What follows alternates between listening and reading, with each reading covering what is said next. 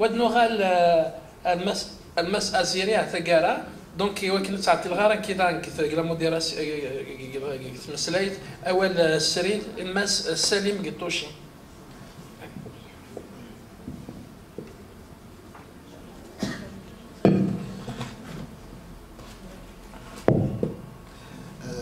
الزلف اللون à vrai dire, Madame Bilek ne m'a pas laissé beaucoup de choses à dire.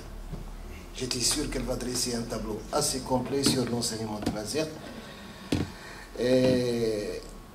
Donc, je vais essayer de parler de mon expérience d'enseignant de Temazir dans les Aurès, parce que j'étais parmi les premiers, parmi les enseignants formateurs de Temazir dans la région.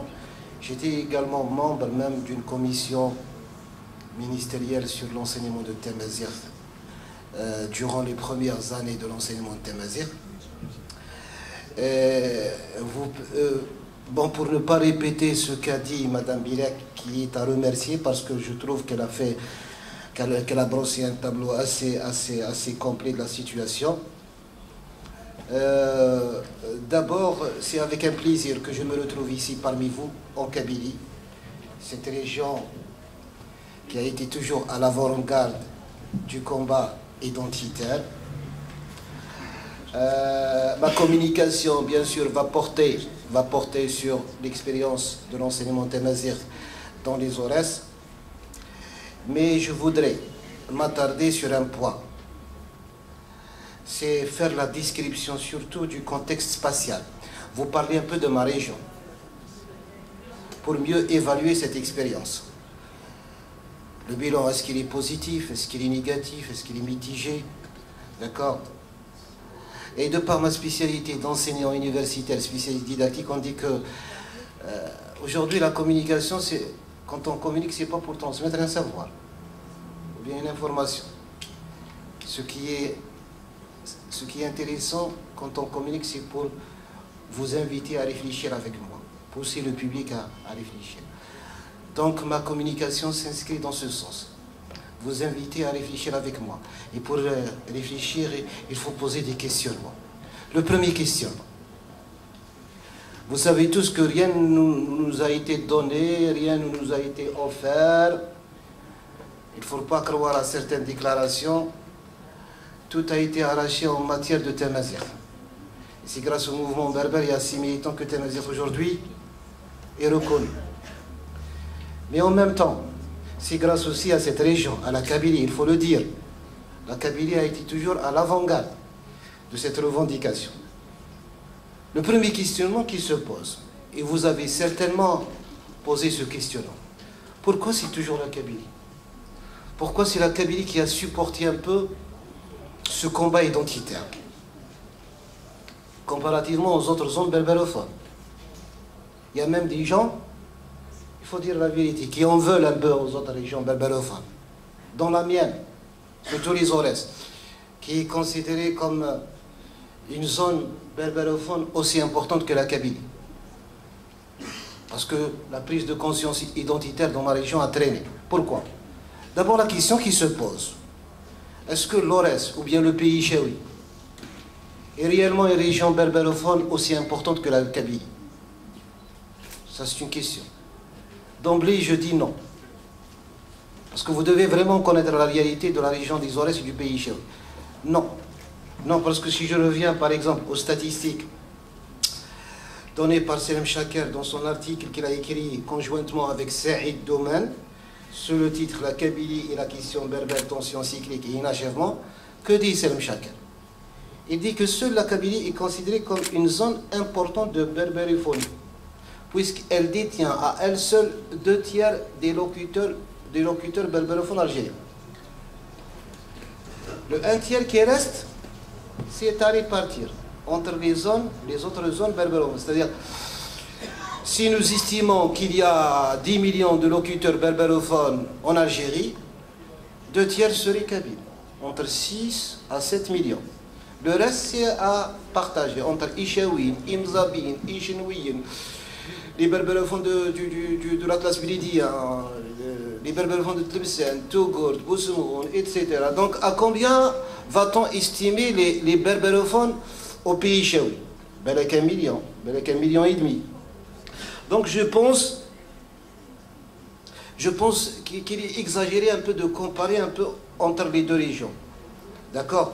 C'est vrai que le pays chaoui, de par sa superficie, c'est une région immense, mais réellement dans la réalité, est-ce que le pays chaoui est fait uniquement de berbérophones ou bien de chaouiphones, si on peut dire?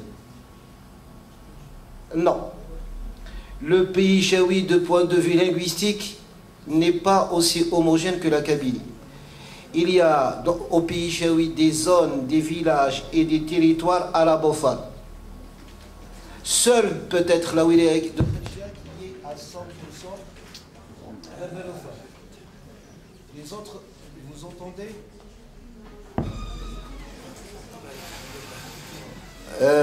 Les autres zones, vous avez des régions, vous avez même des villages, vous avez même au fin fond, je dis bien au fin fond des Aurès, au pied de la montagne de Chéria, des villages arabophones. Il y a des villes qui sont partagées entre les deux communautés.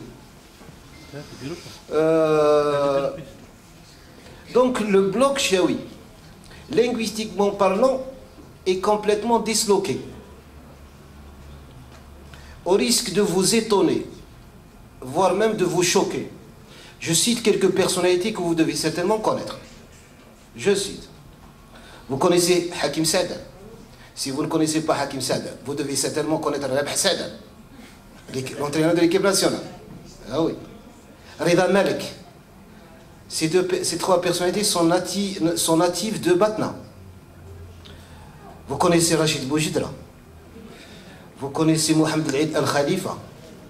Et dernièrement, M. Mouagal, le fameux linguiste, qui sont nés à Ain Beda. Certainement, vous devez connaître Ben Mehidi, qui est né à Ain Mlina. Le fameux ministre à madame, le ministre le plus capé, Ben Bouzid, qui est natif de Moulbouaki. Figurez-vous que toutes ces personnalités ne sont pas chaouifans. Ils sont nés au pays chaoui, ils ne sont pas chaoui. Ils sont pas chaouifans, c'est des arabophones. Rida Malik, Rabah Saadan, Ben Mehidi, même Belqasem Ben Zdira Jamal. Belqasem, le premier berbérisant qui a travaillé sur Tamazirt. On dit qu'il a des origines kabyles, d'autres disent qu'il a des origines chaoui. Mais parce que derrière moi, je suis en train de faire une enquête sur Belqasem Ben Zdira pour lui consacrer une contribution dans la presse. Belqasem Ben Zdira, l'enseignant de Saïd Boulifa, n'était pas berbérophone, il était arabophone, il était de Biskra. Et arrêtons de s'approprier un peu sa descendance, d'accord? Donc vous voyez un peu que le pays chaoui, linguistiquement parlant, est complètement disloqué. Pourquoi je vous dis ça? Bon, c'est vrai, on dit qu'il ne faut pas réduire la mazérité à la langue. La mazérité, c'est pas uniquement la langue, c'est une culture, c'est une histoire, c'est un patrimoine. C'est vrai. Mais il faut reconnaître une chose, que c'est le particularisme linguistique qui est le facteur essentiel de la prise identitaire. Tu parles arabe, ta langue est reconnue et valorisée. Moi, je parle berbère, ma langue n'est pas reconnue, n'est pas valorisée. C'est pourquoi c'est comme ça qu'est née un peu la prise identitaire. Donc, le pays chaoui, linguistiquement parlant, n'est pas assez homogène, même sur le plan du relief géographique. Il y a un homme politique et un des grands animateurs du mouvement berbère qui a écrit un livre et dont il a comparé les Aurès à la Kabylie, et j'ai beaucoup apprécié. Qu'est-ce qu'il dit? Il dit, même de point de vue relief géographique, l'Aurès n'est pas homogène. C'est pas comme en Kabylie. Tous les Kabyles connaissent Azmour, par exemple.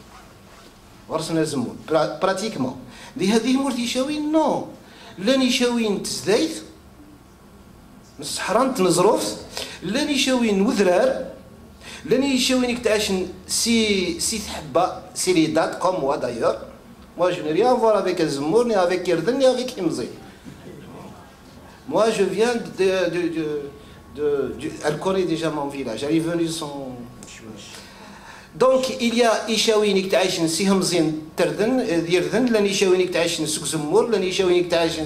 C'est pas la même chose. Il n'y a pas une homogénéité, même là. Donc, il n'y a pas une homogénéité linguistique, il n'y a pas une homogénéité.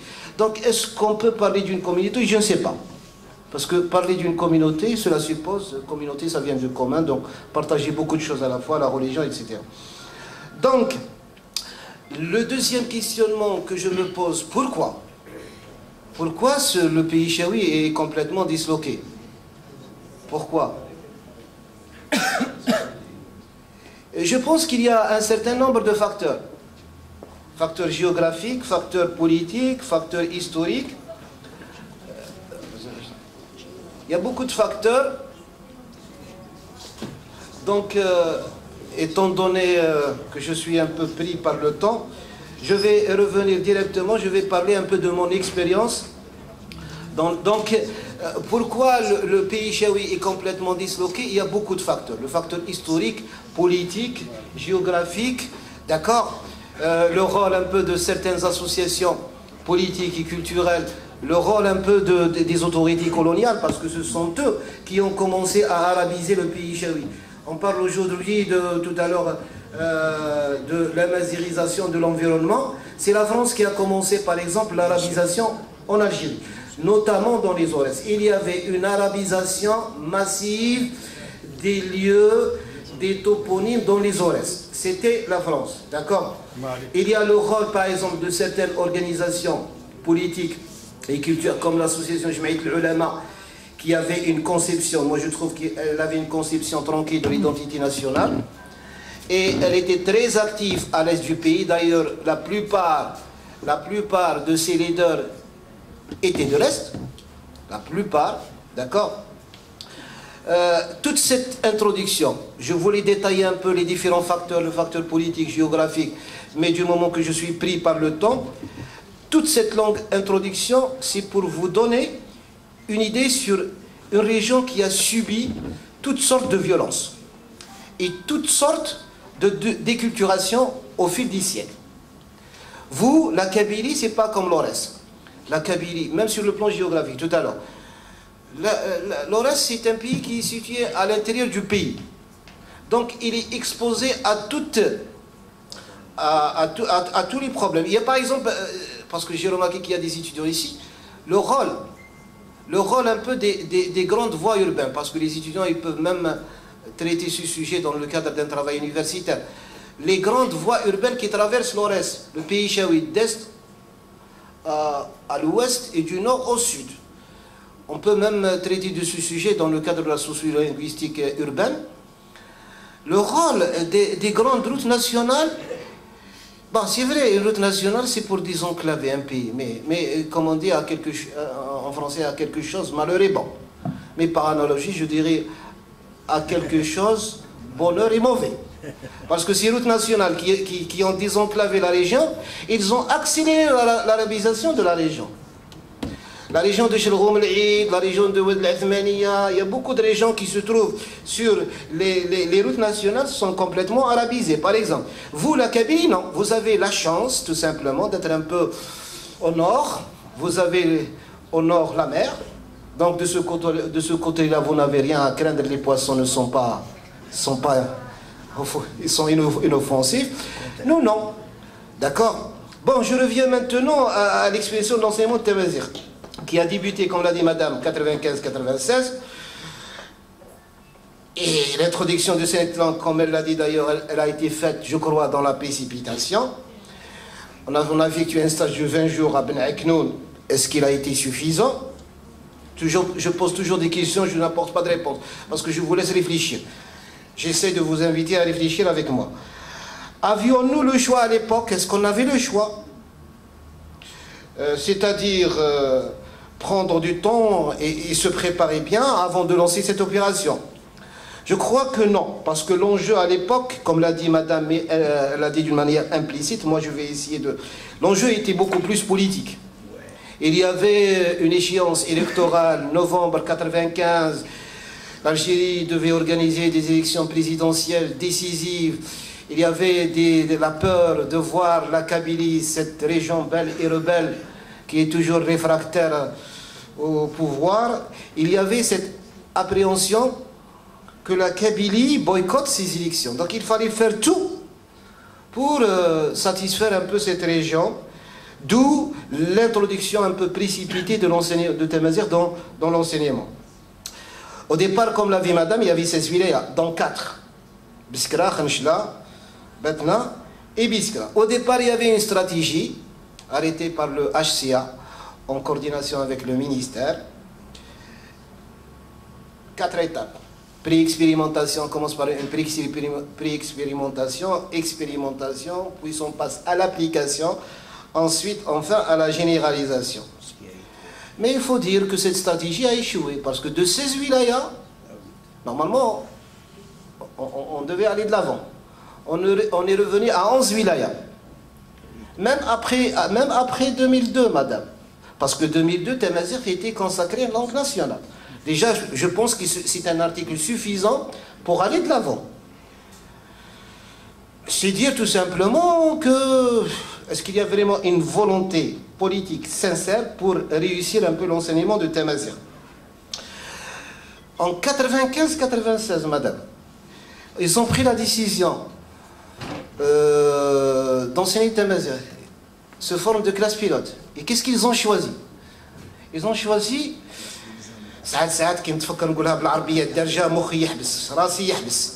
ils ont choisi les classes examen. Classe examen. 9e année et terminale. Pour faire de l'expérimentation. Qui a pris cette décision? Je ne sais pas. Mais vraiment, c'est une décision suicidaire. Oui, parce que j'étais sur le terrain. Donc, nous, les enseignants, on était livrés à nous-mêmes.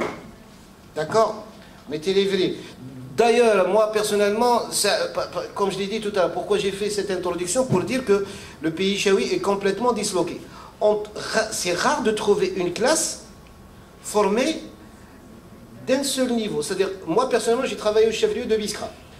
J'avais en face de moi 3 niveaux. Des apprenants berbérophones, des apprenants arabophones et des apprenants qui comprenaient le chaoui mais qui ne la parlaient pas. Donc, imaginez l'hétérogénéité de ce public. Qu'est-ce que je dois utiliser? Quel type de didactique je dois utiliser? La didactique de, comme l'a dit Zidane,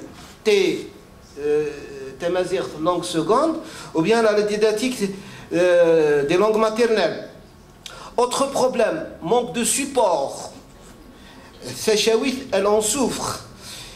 Il n'y a pas beaucoup d'ouvrages sur Tachawit, comparativement au kabyle. Donc on passait notre temps à enseigner le soir, à enseigner la journée et à traduire le soir. Déjà, est-ce que traduire, donc déjà traduire, c'est pas donné à tout le monde. Il faut vraiment une formation. L'apôtre, madame, on a introduit Tamazight. On a introduit Tamazight. Mais il n'y avait pas l'apport. Normalement, on devait revoir un peu les programmes des disciplines, des autres disciplines qui pouvaient apporter un apport transversal à Tamazight. L'enseignement de l'histoire, des lettres arabes, la musique,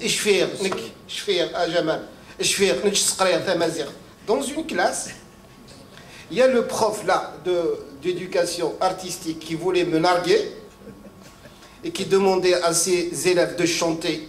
Il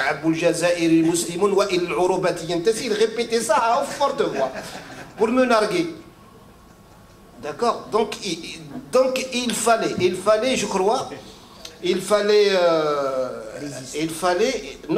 introduire une nouvelle langue dans le système, mais l'aider, la consolider avec un apport transversal des autres disciplines, l'histoire, etc., etc. Certains profs, comme je l'ai dit, certaines administrations faisaient tout pour dissuader les élèves à apprendre. Et est-ce qu'on a réfléchi, voilà, comme l'a dit tout à l'heure, est-ce qu'on a réfléchi sur les poids des représentations sociales, tout ce qui est attitude, conviction, dogme, chez beaucoup d'Algériens, notamment chez les Algériens arabophones qui ont des représentations négatives vis-à-vis de Tamazight. Tamazight est perçu chez beaucoup d'Algériens, malheureusement, et ce n'est pas de leur faute, ce sont que des victimes d'un système. Tamazight Techna. Techna Ntaraf. Tamazight, elle est perçue comme un facteur de division. Ah oui, mais ailleurs oui, ailleurs oui. Tamazight, pour certains même, elle est contraire à l'islam. Figurez-vous. Donc, il faut, je pense que toute institution aujourd'hui chargée de promouvoir Tamazight, il faut qu'elle prenne en compte ces représentations sociales négatives. C'est vrai, c'est difficile de changer les mentalités, mais c'est possible de faire évoluer les représentations. C'est possible. Comment? Revoir les programmes, mettre à la contribution un peu l'audiovisuel, faire beaucoup de choses. Je reviens tout à l'heure à la question de madame concernant Batna. C'est vrai que Batna, on a commencé avec Batna Biska Khamchna. Entre 2001 et 2005, il y avait l'extinction de l'enseignement de Tamazight. Batna, elle revient en force. Elle dépasse Bouaqi, elle dépasse Khamchna. C'était pas innocent, madame. C'était pas innocent, madame. C'était pas innocent. Moi, j'étais membre aux premières années de l'enseignement, j'étais membre de la commission au ministériel. On m'a écarté en toute douceur parce que j'étais intransigeant sur la question de la graphie. À Batna, cette reprise, c'était tout simplement d'imposer, surtout 2005, 2006, 2007. On fait appel à des gens qui n'ont rien à voir avec l'enseignement des langues. Je pèse bien mes mots, d'accord? On les a désignés comme responsables, ils ont tout fait pour imposer un peu la graphie arabe. C'était ça, l'enjeu. Voilà, je vous remercie beaucoup si vous avez des questions.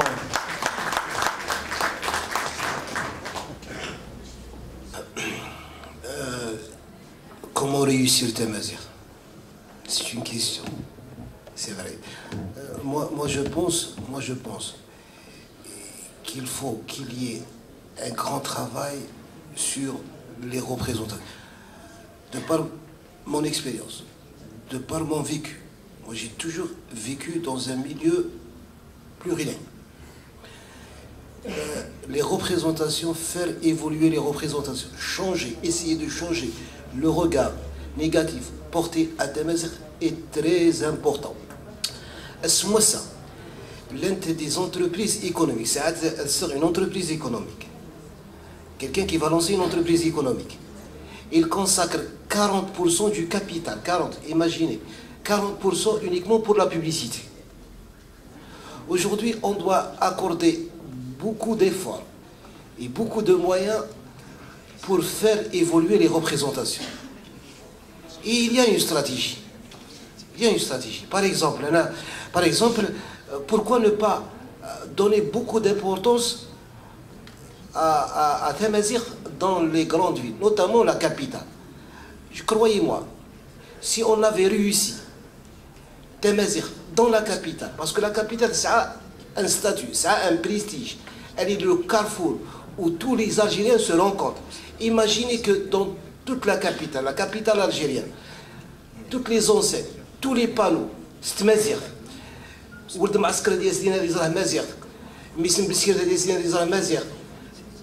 Ça va changer un peu les représentations, je pense.